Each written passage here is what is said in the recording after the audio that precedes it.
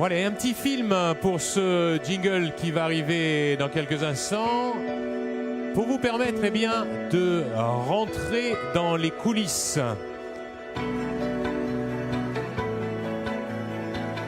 On va y aller tout doucement et vous permettre de rentrer un petit peu dans le dossier d'un point de vue virtuel, c'est vrai, vous allez le voir, mais certaines choses sont déjà bien pensées.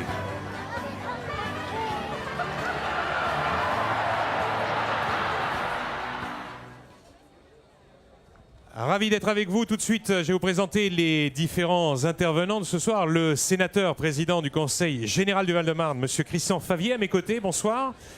Il y aura aussi le directeur général adjoint de l'EPA Orsa, Orly, Rungis, Seine-Amont, Yannick Lemeur, que l'on verra tout à l'heure, qui interviendra. Mais à mes côtés et à côté de M. Favier, on va retrouver le directeur de l'aéroport Paris-Orly, M. Franck Méred. Bonsoir.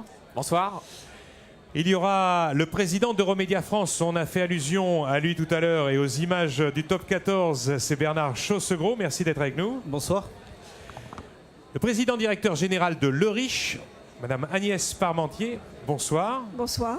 Bienvenue. Et puis, je vous le disais, le directeur général adjoint de l'EPA Orsa, Orly, Rungis, Seine-Amont, donc Yannick Lemeur, qui est avec nous. Alors, ma première question va au sénateur, au président du Conseil général du Val-de-Marne. Quel est le sens de cette candidature?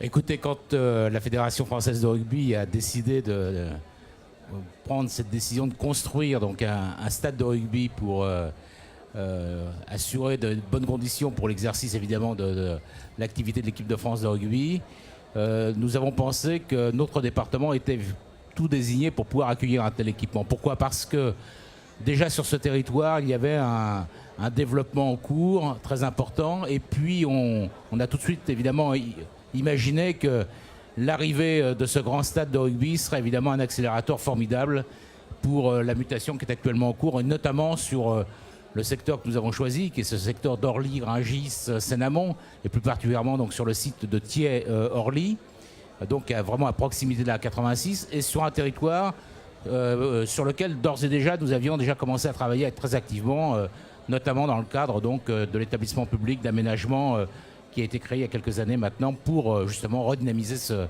secteur. Donc il y avait vraiment là un lieu tout à fait désigné qui pouvait donner un signe, je crois, très important également de ce qu'est aujourd'hui le département du Val-de-Marne, c'est-à-dire un territoire qui porte beaucoup de projets, beaucoup d'ambitions.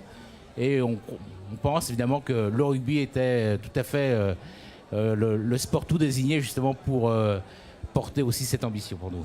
De plus en plus de valeurs, on parle d'une culture, en parlant du sport rugby, il y a une culture autour du rugby et bien entendu cette convivialité qui peut amener énormément de choses. Absolument, d'autant que bon, on est dans un département justement ces valeurs de rugby bon, que chacun connaît bien et qui se traduisent aussi par beaucoup de fraternité, beaucoup de solidarité aussi. C'est aussi quelque chose qui marque assez fortement ce territoire. Parce que le territoire du Val-de-Marne est aussi un territoire qui a souffert, il faut le dire, comme d'autres d'ailleurs, mais de désindustrialisation à une époque, et qui aujourd'hui a essayé de rebondir, a essayé de réagir par rapport à cette situation-là, et en se donnant le maximum d'atouts, notamment du point de vue du développement de ses réseaux de transport, ou en se donnant aussi des moyens, on le voit avec l'Agence de développement économique, pour permettre le développement économique du territoire. Et nous pensons évidemment que le rugby et l'arrivée du stade de rugby, ça sera cet élément qui va aussi contribuer à cette dynamique. Et il faut reconnaître que depuis que nous avons posé cette candidature, que nous avons travaillé, eh bien, on a été très très surpris par l'enthousiasme que ça a soulevé. L'adhésion des entreprises d'abord, on le voit d'ailleurs ce soir. On m'a annoncé juste au début du débat, on n'est pas encore à la fin de la soirée, écoutez bien, on était à 453 tout à l'heure, on est à 468, encore un petit effort, je voudrais qu'à la fin du débat, voilà c'est marqué, 468, je voudrais qu'à la fin du débat, on ait les entreprises qui manquent, donc faites vite. Oui, c'est un signe tout à fait formidable donc, de l'intérêt que portent les milieux économiques également donc, à l'arrivée de ce stade.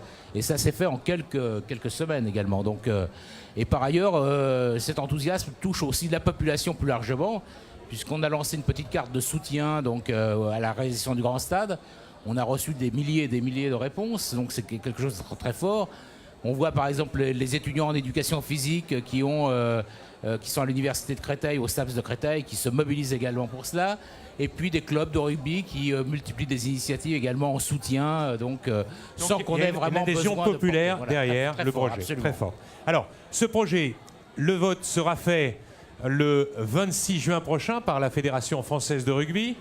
Yannick Lemeur, on va savoir un peu où on en est techniquement, parce qu'on avance et on est dans la, on va le dire, dernière ligne droite. Hein.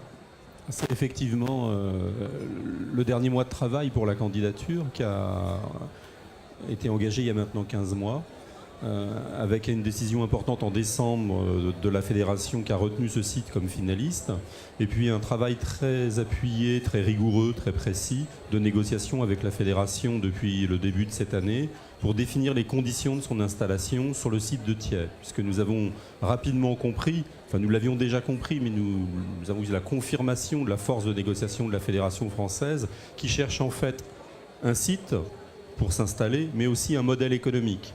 Et ce que nous faisons valoir aujourd'hui à la fédération, et le dernier mois qui est devant nous est assez déterminant, c'est la capacité du site à proposer à la fédération des conditions de son enrichissement à travers un projet urbain, à travers un projet immobilier et à travers la capacité que le site offre, à travers les flux qui sont présents autour de l'aéroport, autour de Belle-Épine, d'avoir dans ce lieu une adresse sans risque en termes commerciaux, ce qui dans les moments que nous traversons économiquement est quand même pas une mince affaire, et avoir la capacité de développer et le rugby et des activités commerciales qui lui permettront de s'enrichir et de trouver des ressources pour financer l'activité de rugby grâce au stade. Alors, toutes les entreprises qui sont là, dont la plupart ont adhéré, d'autres vont encore le faire, est-ce qu'on peut suivre le développement justement du dossier technique quelque part ? Alors nous avons un site internet sur lequel nous donnons très régulièrement des nouvelles de l'état d'avancement de la démarche que nous poursuivons. Nous sommes aujourd'hui dans une phase un peu intime, si je peux m'exprimer de la sorte, avec la FFR, puisque nous finançons l'accord cadre.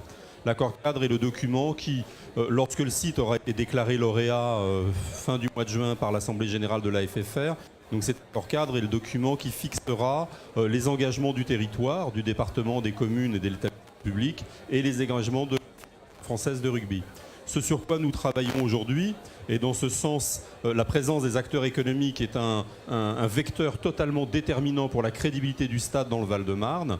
C'est la capacité à fabriquer le terrain pour un prix modique pour la Fédération française de rugby, parce que le projet a une crédibilité économique à travers sa valorisation immobilière, à travers la présence des entreprises qui sont installées autour du stade et qui donnent une force au terreau économique du site et qui rendent tout à fait crédible le fait que la FFR à cet endroit-là trouvera des ressources pour vivre et développer son activité. Merci pour ces explications. On reviendra bien entendu sur le débat. Les entreprises sont derrière, on l'a vu, le projet. Et il y a un aéroport qui est à 1 km de ce stade, de ce futur stade, on le souhaite en tout cas, qui a adhéré, vous me l'avez dit, Monsieur Mered, tout de suite quasiment. Il y avait même quand il y avait encore beaucoup de candidats, ce n'était pas toujours évident. Et vous avez, vous, dit, ce projet nous convient, c'est celui qu'on veut soutenir. Au niveau d'Aéroports de Paris, avec nos différents aéroports, on est présent sur tous les départements franciliens. Donc, on a fait le choix, pas facile, pour moi facile, mais pas simple pour une entreprise, de se dire quand il y avait encore 10 candidats, il y a un site qui est le meilleur.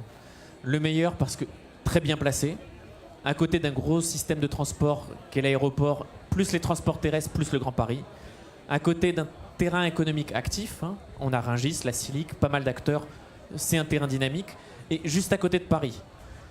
Une grande infrastructure pour des événements, il faut que ce soit proche aussi de ses clients, des clients pour le sport, mais des clients pour d'autres événements. On est très bien placé, on est dans un système actif, proche de Paris et très bien desservi.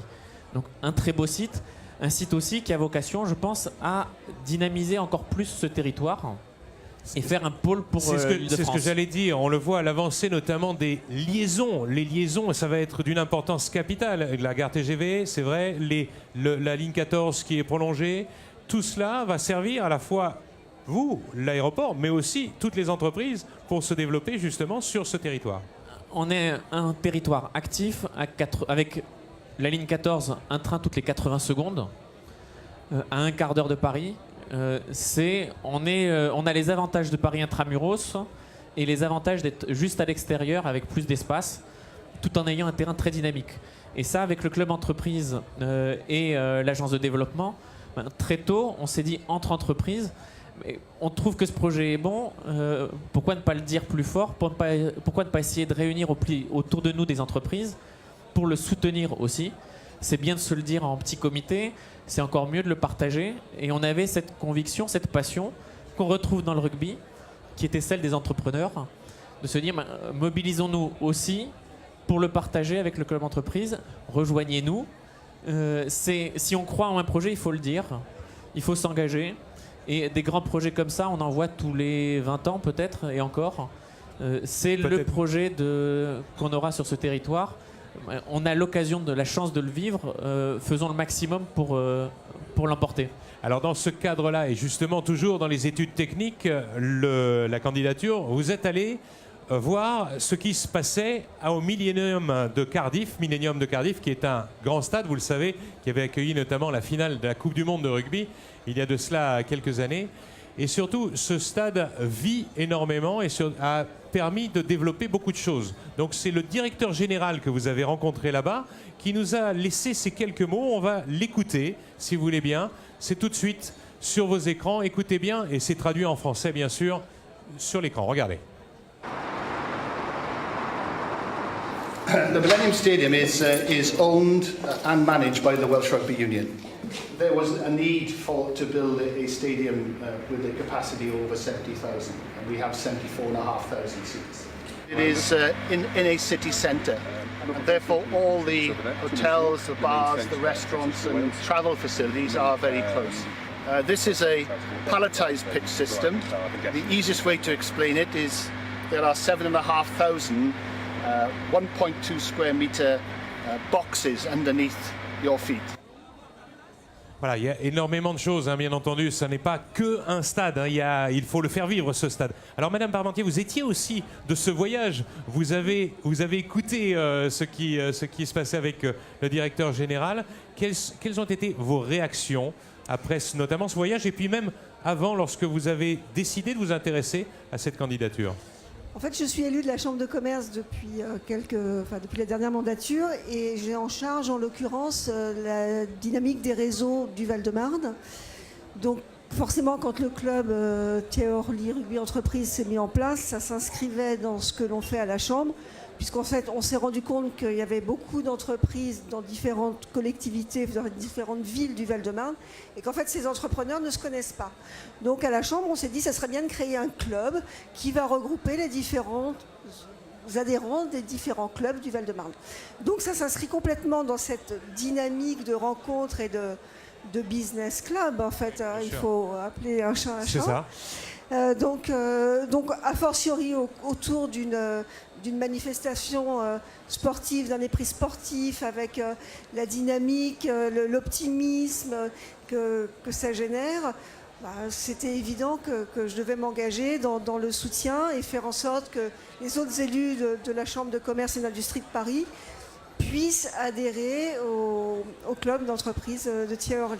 Et ces retrouvailles se faisaient facilement? Vous avez l'impression que toutes les entreprises adhéraient justement à cette idée de pouvoir être, à un moment donné... Je vais saluer une élue qui a une entreprise là, qui doit être assise par là-bas, qui est parisienne, qui a effectivement adhéré au club. Donc il y a d'autres élus, d'autres territoires, donc de Seine-Saint-Denis ou des Hauts-de-Seine qui ont également adhéré. Ça serait bien qu'il y en ait d'autres qui arrivent encore, puisque 500 c'est bien, mais si on arrive à 600 c'est encore mieux. Pourquoi pas, voilà. 600, pourquoi pas. Donc il faut se fixer des objectifs, exactement. Faut être ambitieux. Le ciel est la limite, le ciel voilà. doit être la limite et pas plus. Donc moi ce qui m'a particulièrement interpellée à Cardiff, c'est effectivement ce stade en ville. Et donc la dynamique économique, comme nous a expliqué le directeur du stade, c'est qu'en fait lorsqu'il y a un événement, il y a effectivement les spectateurs qui viennent à l'événement, mais il y il y a d'autres spectateurs qui viennent profiter de l'ambiance et qui donc profitent, alors évidemment on est au Pays de Galles, mais des pubs, des rencontres, voilà, et pourquoi pas effectivement avoir la même chose sur notre territoire et se dire que quand il y a des événements, on peut effectivement attirer une autre population qui ne viendra pas forcément voir le spectacle sportif ou d'autres spectacles qu'il y aura, mais qui sera spectateur de l'ambiance qui découlera de l'événement. Tout à fait. Et Yannick, ce stade est fait pour vivre aussi en dehors des événements, bien entendu, c'est ce qu'on disait tout à l'heure. C'est ça qui va être important, c'est de continuer de générer une activité.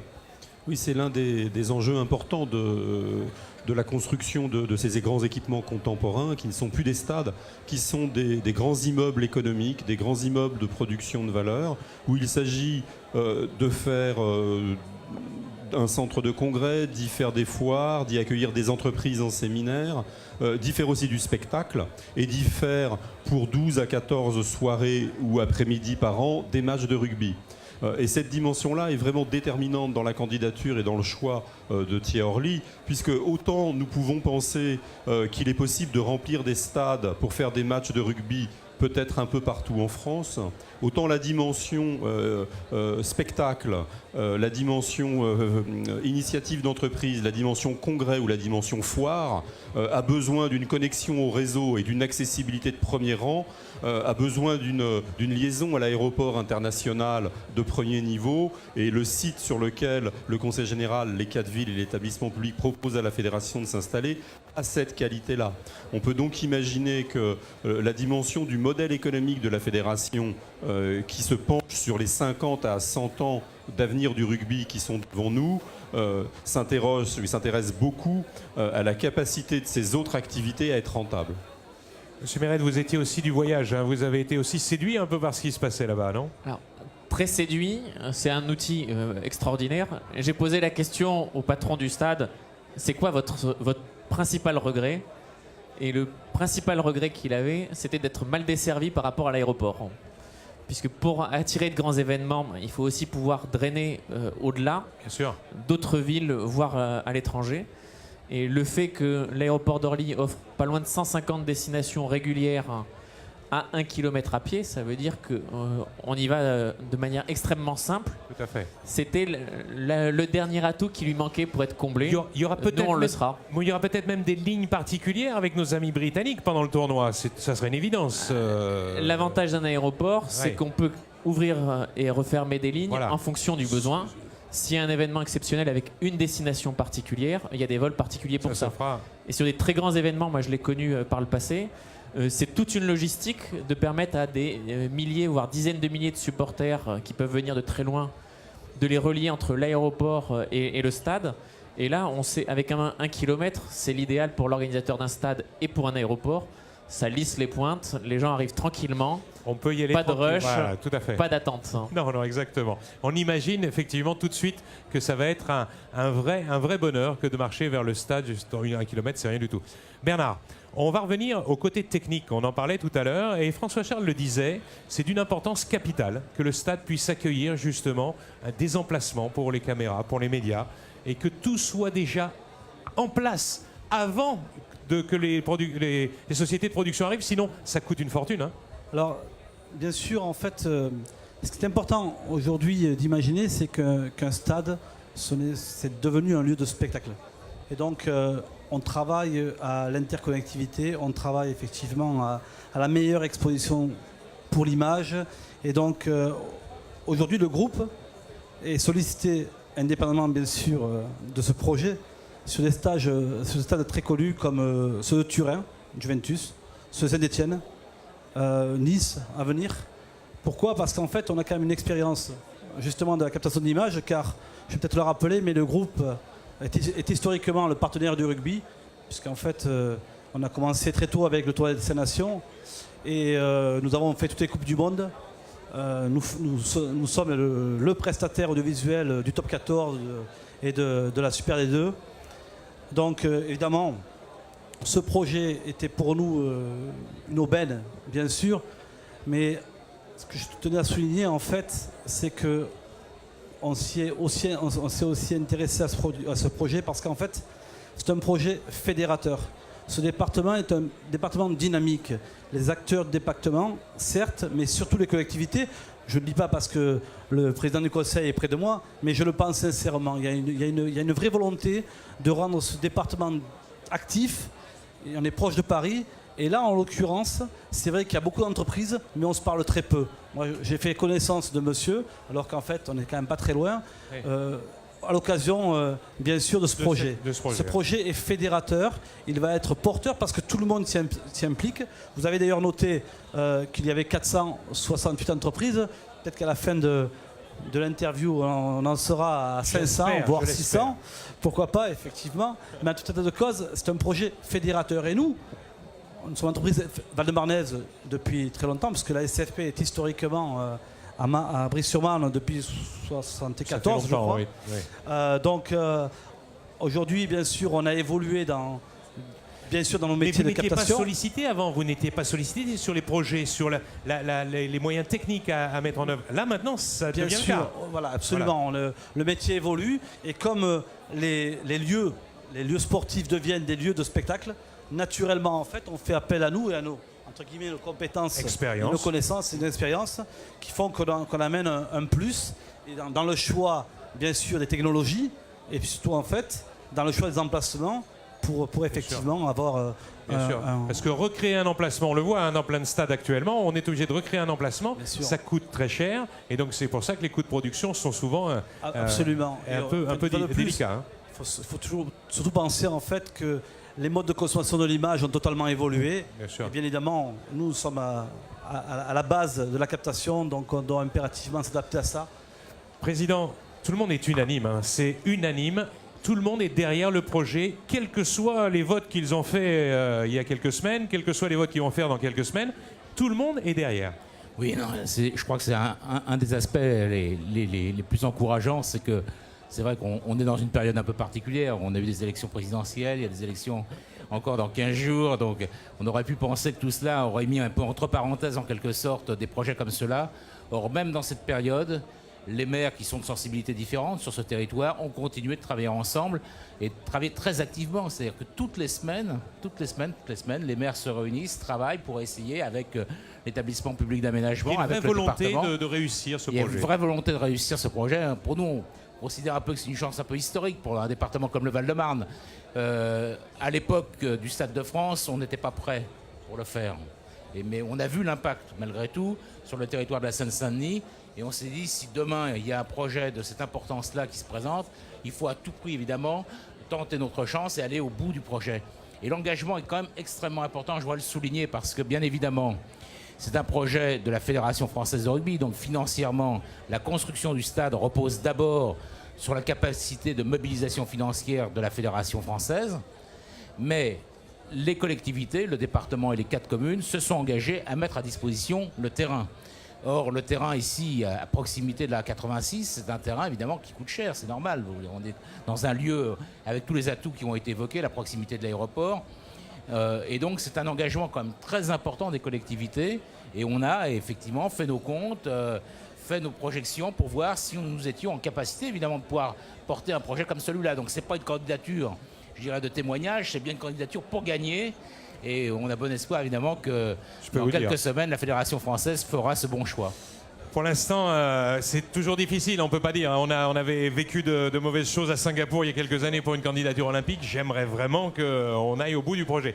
Une dernière question, Yannick.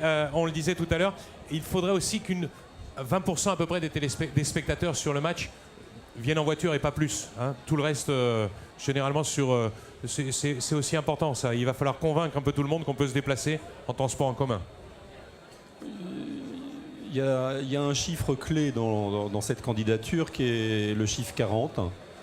40% des 12 millions de franciliens sont à moins de 40 minutes en transport en commun de l'entrée du stade.